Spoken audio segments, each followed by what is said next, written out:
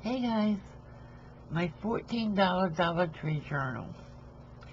She's not all that pretty, she's not all that big, but she's functional and she cost me $2.01 to make. So, with the file folders, 3 for $1, and I used 1.5, I spent 66 cents. The paper was 100 sheets, and I used 20, so I used 10. No, I used 20. So it came out to 19 cents.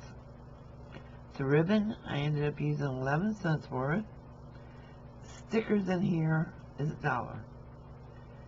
And 5 cents. Oh, index cards. I used like 5 cents. Well, actually I used less than 5 cents, but I didn't want to do all the points and decimals, so I just gave myself 5 cents. So for $2.01, I made this little cutesy journal that'll fit in your pocketbook. I like her. I really do. I didn't think I was going to be able to do this. I didn't finish decorating it because this is going to be a Happy Mail, decided. I've got my pockets over here in this tuck spot. I did little corners and stuff out of the floral one.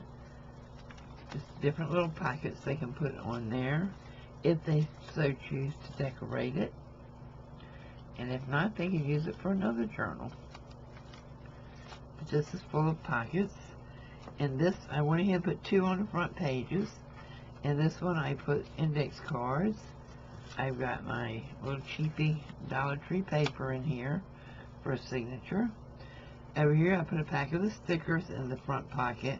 And again, I didn't put any more pockets throughout it. And this tuck spot is full of little tags that will fit in these pockets. So, yeah, she's done. I kind of like her. I think she's cute.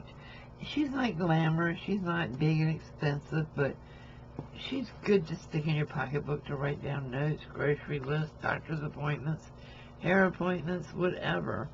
You know, she made a cute little address book, really.